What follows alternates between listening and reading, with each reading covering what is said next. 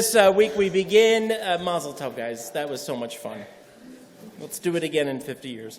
Amen. We begin Bamidbar, the book of Numbers. Bamidbar means in the wilderness. Numbers is for the census at the beginning of the Parsha, and it occupies most of the space of this Parsha. And I was thinking a lot about this all week long. Counting things. We're in the Omer. We're about to count the 49th day of the Omer, which means you have no choice but to celebrate Shavuot on the 50th day.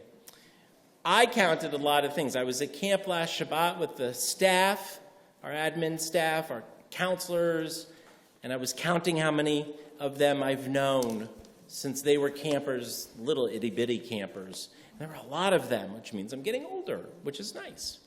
And then on Monday, I counted the 34 10th going into 11th graders that made me go to the airport at 5:15 a.m. to bless them with their Tfilat HaDerech, their blessing for a safe journey to Israel. 34 campers and 2 staff. And then Tuesday, we come here, and there's 140 campers going up to camp for their first session with all those aforementioned staff. But I also counted the amount of years Harriet Klein of blessed memory and Ellie Shapiro of blessed memory served this community and this congregation, and it measured almost 100 combined. And then I counted how we had not enough seats tonight for our Shabbat services, and how many people. You're not supposed to count Jews during a service. That's sort of, you're not supposed to do that. That's superstition. But that we ran out of seats, and our overflow crowd is having to sit in folded chairs. And so there's so many things to count, and every one of those countings, the happy ones, the sad ones, the 50 years of marriage, there are a lot of counting. And then there's the Omer, and it all fits in beautifully, in a very beautiful cosmic way with Bamidbar. Because at the very beginning of the Parsha, it says, God says, take a census of the entire Israelite community by the clans of their ancestral houses, listing the names of every male head by head. You and Aaron shall record them by their groups from the age of 20 years up, and those in Israel who are able to bear arms. Associated with you shall be a man from each tribe, each one the head of his ancestral house. Now it's interesting. Back in the old days, counting meant, according to this, count how many men there will be who can militarize, who can, when we go to occupy the land of Israel, when we go to take over the land of, well, it was called Canaan in those days, when we cross the Jordan into Jericho, I want to know, God says, how many fighting men will there be? And then we think of the 75-year anniversary of D-Day yesterday and the fighting men who saved Europe and saved all of us, and especially saved, ultimately, the Jews from Nazi Germany. All of these people are inseparably linked because they all had courage. The kids going to Israel had courage. Parents who let their kids go to camp have courage. Families who let go of a loved one have to have courage to get through it. So there's a loose association, or maybe a more profound association, between counting, as Moses and Aaron say in this week's Parsha, or God tells Moses and Aaron to do in this week's Parsha, and the people of Israel and our community. This is perhaps, according to one teaching, this first census is probably the first time in human history that we have recordings of human beings being counted.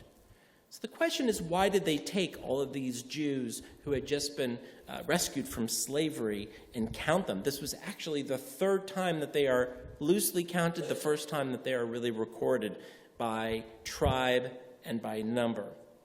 Well, Rashi, the great commentator of all of Jewish history, except for the other commentators who we say are the great commentators of Jewish history, like Maimonides and Ramban and everyone else, but he's one of the greats, says it's because of Israel's love for God that God numbered them. Literally, every one of us had a number when we left the desert. I don't know if we got a little slip. 1, 2.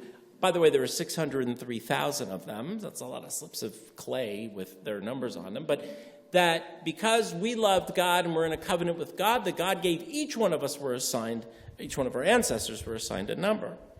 Another commentator said Israel has been compared to a heap of wheat. Stay with me on this one, because that doesn't start out so nice. But a heap of wheat, as the measures of wheat are counted when carried into the barn, so, said the Holy One of Blessing, shall Israel be numbered on all occasions. And then another Ramban, another rabbi, lived a couple hundred years after Rashi, says, this is all about, according to, when it says about the names and the numbers and the families and the tribes, what is the meaning? Everyone said his name, and then it was written in a book. And afterward, they counted the names and knew how many people were at Sinai, that this is really about how many people stood at Sinai. It was over 600,000. And finally, Sforno, which is a even more modern commentator, and we'll learn about him when you come with me to Spain next March on our congregational trip. According to the names, for at that time, everyone in the generation was designated by his name, which indicated and reflected the stature of that person or character. If they were the head of the tribe, they had a good, solid name, right? They weren't named for the tribe, but they had like Nachshon ben Aminadab, who we know from the splitting of the Red Sea. What is this all about? What does this teach us? What do we have to learn on the Shabbat? We're concluding the counting of the Omer. We're thinking about all the kids we sent to Israel. We're thinking about all the kids who went to camp. We're thinking about the 75th anniversary of D-Day. We're thinking about Harriet Klein of blessed memory and of Eli Shapiro of blessed memory and the years of service to the community. We're thinking about the 50 years of marriage. All of this counting is for one thing and one thing only, according to the consensus approach, that everyone counts. It's that simple. And it sounds trite to say everyone counts, you count, and you count, and you count, but everyone counts. So what's the challenge? The challenge is if everyone counts, how do we, as individuals, ensure that we can spend time with those people who count to us? Spend time, real time, schmoozing, arguing, talking, getting to know each other. The problem with all the modern technology is the people who count in our lives are people we text to and don't talk to, or see on an iPhone and one of those other devices that we use, but don't connect with physically. The challenge is that counting should not just be a spiritual endeavor, something that God does or tells Moses and Aaron to do. But it's something to teach us that we all count, that we're all important, that we all have meaning. The challenge is that we actually begin to spend time with the people we love, the people who count. I know for me, Mr. ADHD up here, this is a challenge, by the way. It really means sitting down with people and not just having what I call drive-by conversations. It means creating relationships with people. It means seeing the God in other people. Having a dinner, having a lunch, having a coffee, and then balancing that with all of the other things that we have to do. God makes it a priority to teach us in this week's portion that we all count. God makes it a priority, Moses and Aaron make it a priority to give everybody an identity and a name. To be a slave is to not be counted. And that also means to not be counted on. But to be free means that we should count, and we do count, and we are not just flesh and blood, but souls. I hope on this Shabbat we can learn from our Parsha and from all of these numbers.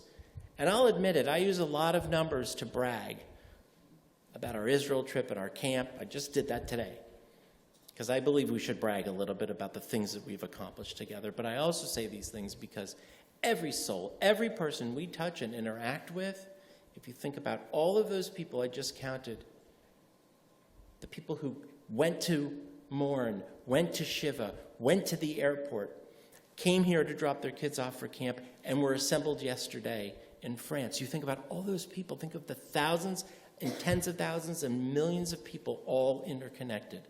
Life is about relationships. It's about feeling counted and making others feel counted. On this Shabbat, I pray we take at least a moment to contemplate that on the people who count, the people who are important, and then do something about it to connect in a more meaningful way, a more real way with them so that we can ultimately connect with God. Shabbat Shalom.